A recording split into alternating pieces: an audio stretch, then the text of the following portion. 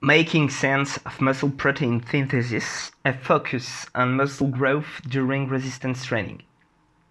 Donc on se retrouve aujourd'hui pour une revue informelle d'études particulièrement intéressante puisque en fait les auteurs se sont intéressés à toute la littérature scientifique autour de la muscle protein synthesis, donc la MPS. J'en ai déjà parlé pardon, dans une de mes vidéos, et peut-être même plusieurs. La recherche dans les années 90-2000 s'axait beaucoup autour d'un marqueur qui s'appelle la muscle protein synthesis. C'est quoi la MPS? C'est la mesure, enfin le fait à quel point en fait tu vas avoir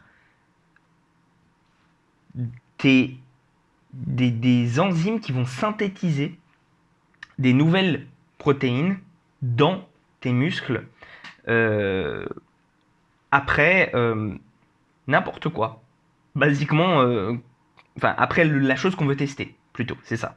Donc typiquement, j'ai essayé d'être général, si tu prends de la whey, n'importe quel type de protéine d'ailleurs, et que tu mesures derrière ce qui se passe dans tes muscles, eh bien, tu devrais voir une augmentation de cette MPS. Parce que, eh bien, il y a une synthèse, une synthétisation de nouvelles protéines musculaires.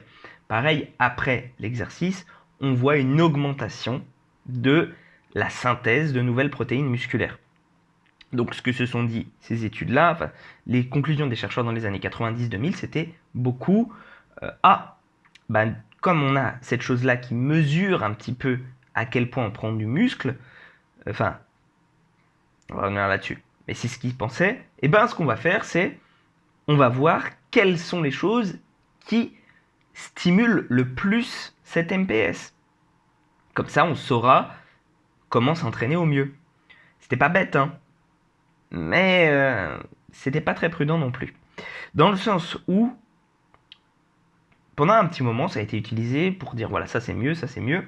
Puis après, il y a des gens qui ont dit mais est-ce que vraiment c'est corrélé avec ce qui se fait à long terme? D'accord? Est-ce que vraiment avoir une MPS de 150%, 200%, 300% d'un autre protocole, ça va se traduire en 3 fois plus de muscles?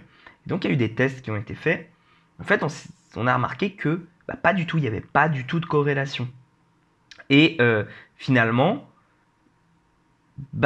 c'était un outil qui servait pas à grand chose. Je te fais le résumé, c'est pas la conclusion définitive.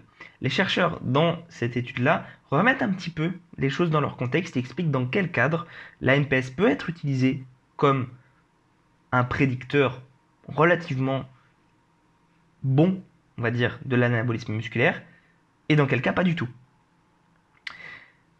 Première chose à prendre en compte, est-ce que les gens que tu vas étudier, les sujets que tu vas avoir dans ton étude, sont habitués à faire de l'entraînement en résistance et en particulier de la modalité que tu cibles. Donc, par exemple, si tu as des gens qui font beaucoup travailler leurs jambes, mais qu'en fait, tu cibles le haut du corps, ça compte comme des débutants. Je vais expliquer pourquoi de façon très simple.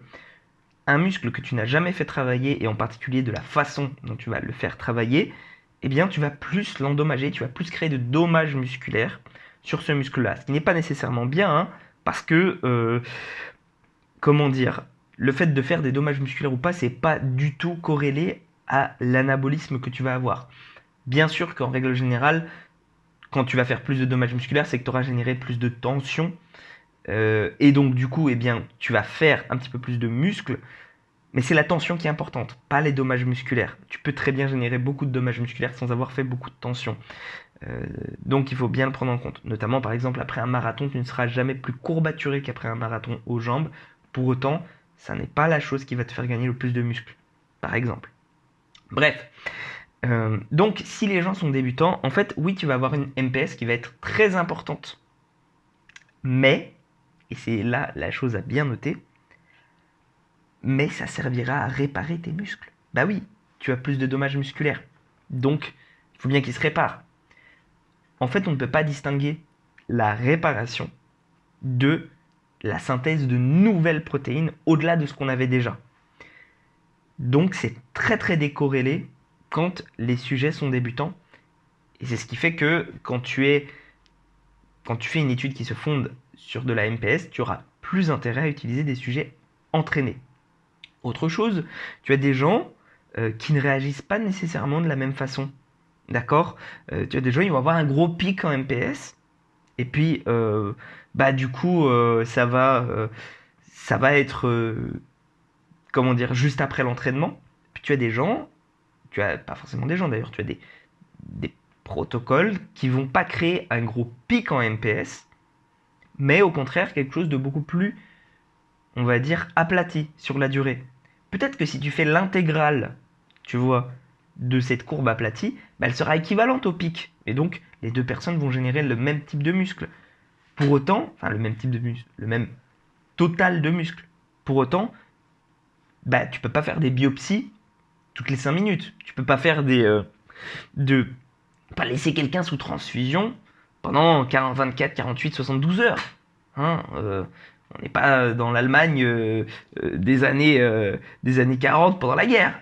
Voilà, on peut pas contraindre les gens comme ça. Donc, en réalité, tu es obligé de prendre des mesures à certains moments. Et peut-être que ces mesures-là, elles vont favoriser ou défavoriser tel ou tel type de choses. Un exemple très concret, les protéines à assimilation rapide, type la whey, vont générer un pic en MPS bien plus important puisqu'elles seront assimilées, encore une fois, plus rapidement. Pour autant, la caséine n'est pas inférieure pour créer des muscles. Elle va juste se libérer plus lentement dans le sang. Donc, tu n'auras pas ce pic-là, mais peut-être que sur 72 heures, ce sera totalement équivalent. Voilà, il faut bien le garder à l'esprit. Je vais relire un petit coup mes notes là maintenant parce que c'était le plus important à dire, mais est-ce que j'ai oublié quelque chose? Oui, tac, tac, tac. Ouais, non, c'est à peu près ça en fait. Hein. Voilà, c'est ce qu'il faut garder à l'esprit. Donc, en fait, si tu lis une étude qui utilise de la MPS, il faut que tu sois au courant de ça parce que les chercheurs, peut-être soit ils n'étaient pas au courant quand ils ont sorti l'étude, peut-être qu'ils ne se tiennent pas au courant d'ailleurs non plus des choses. Et c'est à toi d'avoir ça en tête. Et du coup, de ne pas laisser les gens te charlataner, on va dire, là-dessus. J'en avais déjà parlé dans plusieurs vidéos. Voilà. Et sur ce, prends soin de toi et on se retrouve pour une prochaine vidéo.